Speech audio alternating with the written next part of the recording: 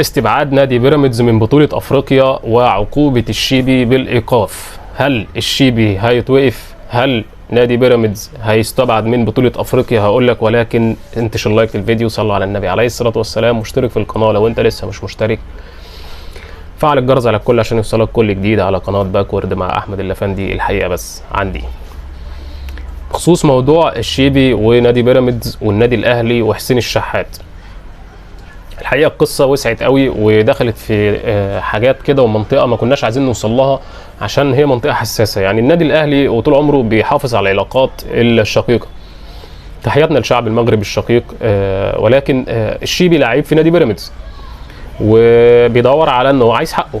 الواقعه اللي حصلت بينه وبين حسين الشحات والقضيه وصلت لمرحله صعبه. يعني هو بيدور على حقه في المحكمه ولكن لجأ لطريق غلط. من المفروض ان هو ما يلجاش المحاكم الدوليه تقريبا، او اللوائح والقوانين دي فيها لعبه كده وسياسه غريبه جدا، المحامين هم اللي عارفينها، وخصوصا المحامين ذو خبره كبيره جدا زي محامي النادي الاهلي اللي هو بيدافع عن حسين الشحات بصفته لاعب داخل النادي الاهلي. ففي فتره من الفترات اللعيب يقدر يلجا لمحاكم عاديه، واللعيب يقدر يلجا لمحاكم دوليه.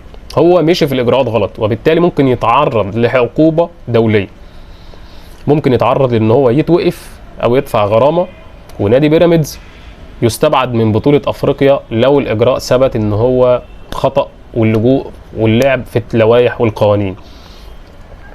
اللاعب ليه حق او ملوش حق، ما بقتش دي النقطه، بقت النقطه ان هو لجأ لاجراء خاطئ.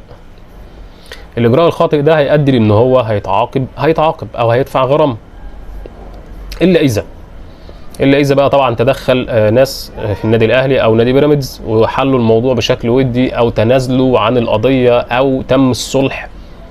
محدش عارف الموضوع هيحصل فيه الفتره اللي جايه، ولكن انا هتابعكم بكل الحاجات دي اول باول عشان تعرف التفاصيل اول باول. تحياتي ليكم، اشوفكم في فيديو جديد في رعايه الله، سلام.